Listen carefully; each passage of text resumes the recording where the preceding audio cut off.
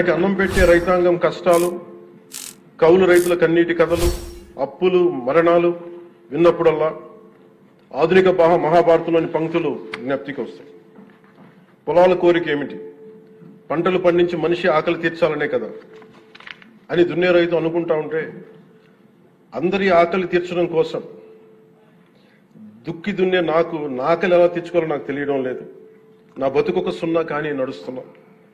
చెట్టుగా ఉంటే ఏడాదికి ఒక వసంతమన్నా దక్కేది, కానీ మనిషిని అన్ని వసంతాలు కోల్పోయానని రైతు బాధపడతా ఉంటే, అలాంటి అన్నం పెట్టే రైతాంగాన్ని గత ప్రభుత్వం రైతుల నుంచి కొనుగోలు చేసిన ధాన్యానికి 1674 కోట్లు చెల్లించకపోతే, గౌరవ ముఖ్యమంత్రి శ్రీ నారా చంద్రబాబు నాయుడు గారి నాయకత్వంలోని ఈ ఎన్డీఏ కూటమి ప్రభుత్వం వచ్చిన వెంటనే 1674 కోట్ల బకాయిలు చెల్లించింది అధ్యక్ష. అది కాకుండా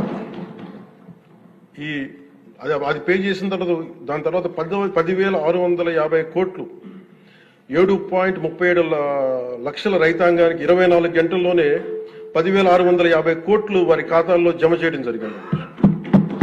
ఇంకొక 53,000 మందికి పైగా రైతులకి 48 గంటల్లో సుమారు 1000 కోట్లు చెల్లించడం జరిగింది. తొలకరి వర్షం తర్వాత జలదానం చేసిన మేఘాలకి భూమిలో ఉన్న ఒక చిన్నారి గింజ మెడ బయట పెట్టి మొదటగా వచ్చిన 2 ఆకులను చేతులుగా జోడించిందంటే కృతజ్ఞతలు తెలిపిందని ఒక కవితా పంక్తుల్లో ఉంటాయి. అలా ఆ చిన్నారి మొలకలాగా ఈ ఎన్డీఏ ప్రభుత్వం అన్నం పెట్టే రైతాంగానికి కృతజ్ఞతతో అండగా నిలబడుతుంది.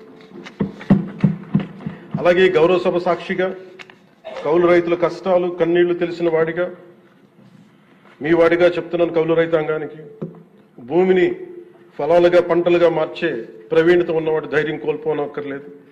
మట్టిలో ఉన్న కస్తూరి తీసే మనిషికి జీవన పరిమళాల కొరత లేదు. సోదరులైన కౌలు రైతులందరికీ మీరు ధైర్యంగా ఉండండి. మీరు నిండు నూరేళ్లు బతకాలి.